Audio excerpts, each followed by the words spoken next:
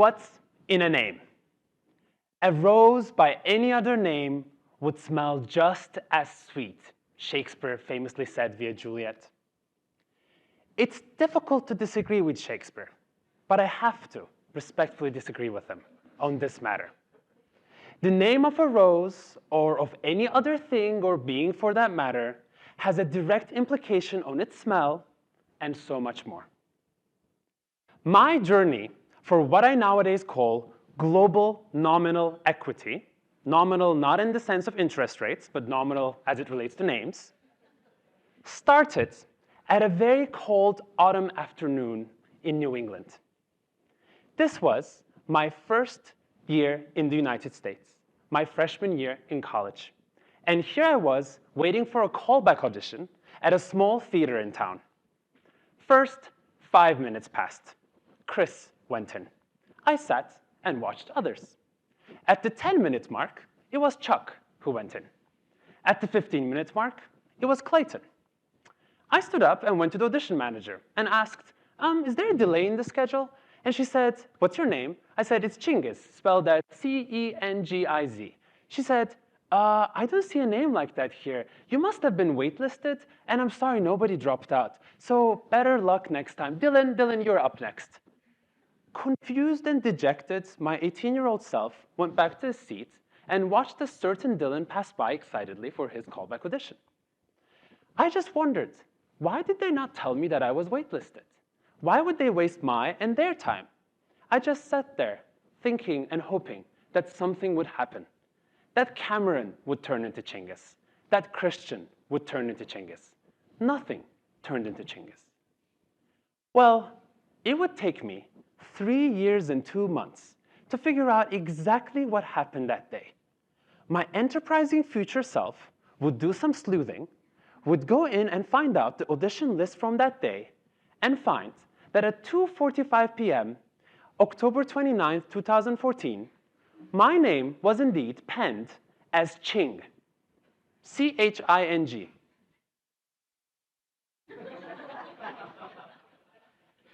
Come on. It's not even similar. It could not have been. I kept thinking, what other things were lost to me unknowingly, simply because somebody could not remember, pronounce, or spell my name? What other things were lost? So it is since then I became emboldened, daily, in both quiet and loud ways, for advocate for now what I call global nominal equity. Meaning, we should treat each name with the respect that it deserves, and we make the appropriate accommodations that we pronounce and spell everyone's name, always, everywhere. Well, if you haven't heard of global nominal equity before, you're not alone, because I just took the creative license to make it up a couple months ago. And now it's our turn. I'm sharing it with you so that we can co-own it, co-coin it, and co-create it together. Well, my life has been structured by my name for a very long time, like actually all the rest of you in the audience. On a good day, somebody who meets me for the first time will say, how do I pronounce your name? I will say Cengiz with a smile. They will say Cengiz with a smile, and they will continue to pronounce it without hesitation, with a smile in their eyes, with positive feelings all around. On a bad day, however, somebody who meets me for the first time will say, how do I pronounce your name? I will say Cengiz, and they will say, this sounds very difficult. I think I will butcher it, so I'm scared. I'm just not going to say it. And then I'll say, oh, it's not that difficult. Come on. Well, it's 2 syllables, actually. It's chin and giz. There's plenty of vowels. And I'll even sprinkle in a historical connection by saying it comes from Genghis Khan, so that it gets anchored in your mind. Well, their answer, it's a bad day, remember. Their answer continues as saying, first of all, who is that? I don't know. And second of all, it's really difficult. I'll just pass this one out. To just proceed to interact with me without mentioning my name ever again, and potentially forgetting many things that we talked about, except one small fact, that my name was unpronounceable. Well, this doesn't only happen to me. In the broader Anglo-Saxon universe, it also happens to Meili, Yevgeny, Agnieszka, Deirdre, and Adebowale. But we are all perpetrators of this.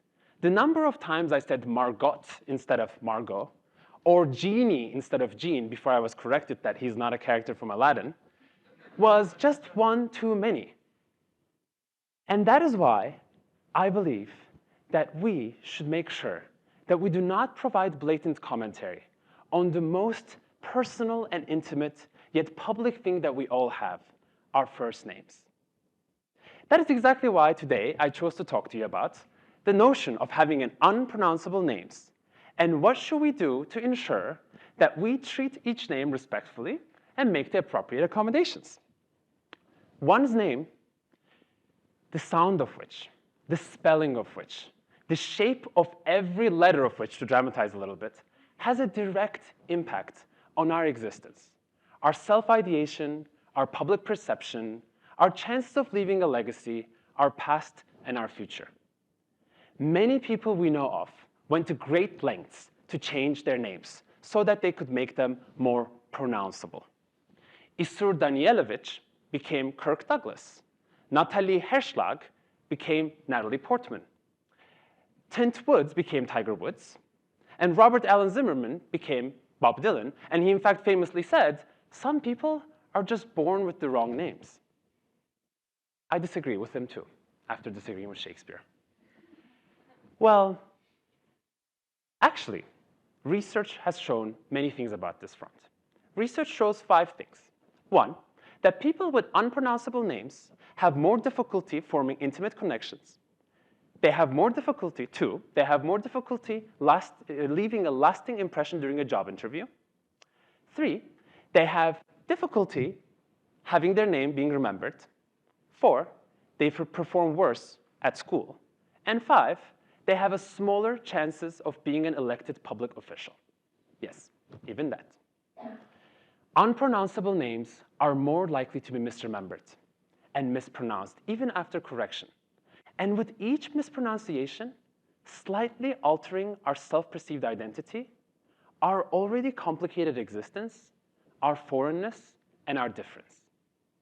And that is why it is up to our hands to ensure that we do not introduce further micro-inequalities into our already deeply unequal world, and take up the matter into our hands and find a way in which we treat everyone with a challenging or an easy name with the same willingness to remember, excitement, and curiosity. Well, you might ask, how do we do that? It actually starts very simple, with a very, very simple shift. It's a mental shift. It starts with realizing one thing, and that is that no name is actually unpronounceable. It's a little bit duh, but it is duh. There are no names that are unpronounceable. If somebody chose to name their child something, this means they were able to pronounce it. That also means you too, after not too many attempts, will be able to pronounce it. I promise, if you cannot pronounce it right, they will correct it. The key is to lean into it, not to shy away from it. There's a lot of shame in not trying, but there's no shame in trying. So the next time when you come across a name that you immediately deem to be relatively complicated and unpronounceable, take a second. Think about it in your mind, rehearse it, and then say it out loud. And then ask the person, did I say it right? If you didn't, they will correct it. And after not too many attempts, you will ultimately get it right. Well, it's sometimes a little bit more difficult, so what you'll have to do, my recommendation, is that lean into it a bit more, and then try to use the name, actually refer to the person with the name without omitting it. So every time you're actually trying to get that person's attention, say the name again and again and again, so that it gets anchored in your mind, and for bonus points, you can even ask what it means and where it comes from. Well, it is time that we make every name pronounceable, not by changing our names, but by changing our attitudes towards them. We need to ensure that we live in a world in which everybody feels equally seen and equally respected. It is time that we, the ones with unpronounceable names, have to stop carrying the burden of others' inability to pronounce our names. So to build that equitable world, let's all commit ourselves to making every word that is seemingly unpronounceable, pronounceable, and with that, every person that is seemingly foreign, intricately familiar. And to do so, let's commit ourselves to now our co-owned and co-coined term, global nominal equity. Thank you.